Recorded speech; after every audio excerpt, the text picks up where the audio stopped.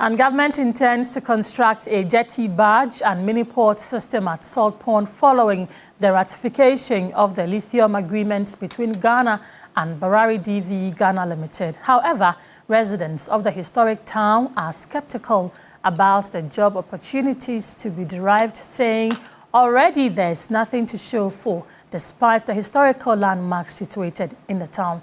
George Craning has more in this report. Saltpond is part of the catchment areas for the lithium mining project, with Ewoya being the town with most of the mineral. Per the revised agreement, government intends to situate a jetty, barge and mini-port system in the town to ease operations.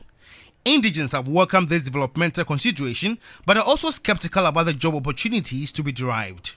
Talk of the first asphalted road in Ghana and Saltpond comes to mind, highlighting the town's early importance in colonial transportation.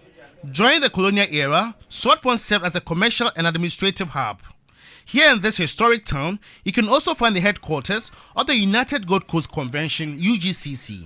Ghana's first president, Osagyefo Dr. Kwame Nkrumah, planted a historic palm tree in Saltpond on August 4, 1947, signifying the founding of the CPP and the Convention House, which became the bedrock of Ghana's independence struggle. He came here, stood here and cried for the whites to know that he is standing so firm for this country and the African state. This tree can be there for more than 1,000 years. The heart of Ghana is in Saltpond. The First Methodist Church, which is the Wesley Methodist Church, is over 100 years old, and this is situated right here in Saltpond. Despite these rich historical landmarks, Saltpond has been left a country mile when it comes to development. A pressing challenge here is youth unemployment.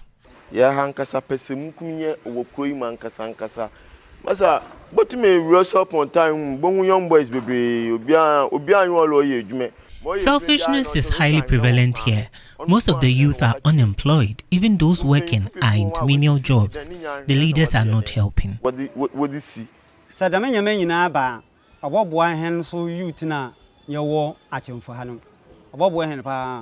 The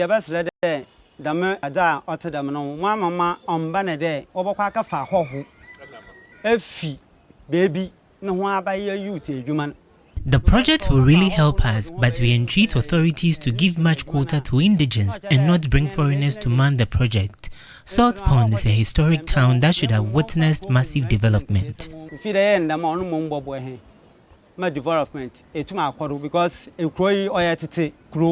Chief Executive Officer of the Ghana Shippers Authority, Professor Ransford Jampu, who is an indigent, says he has done his part to bring development there. Even though I had a problem with some of the attitude of the indigenous people, the traditional people, when we were fighting or leading them in the fight for a better deal in the discovery of the lithium, that forced some of us to take a certain backstage.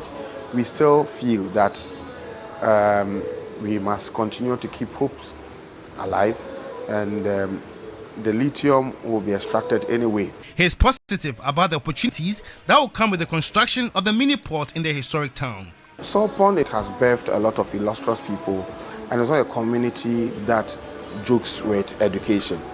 It has a good number of young people who are highly educated.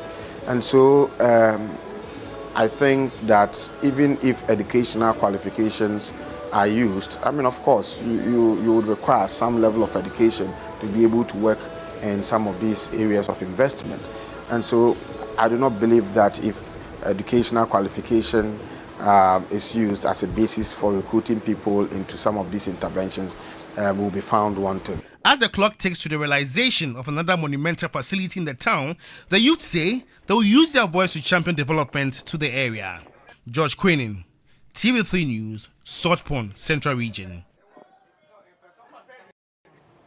George Craning doing what he does best. This is News 360. Time now for a break. We're back shortly.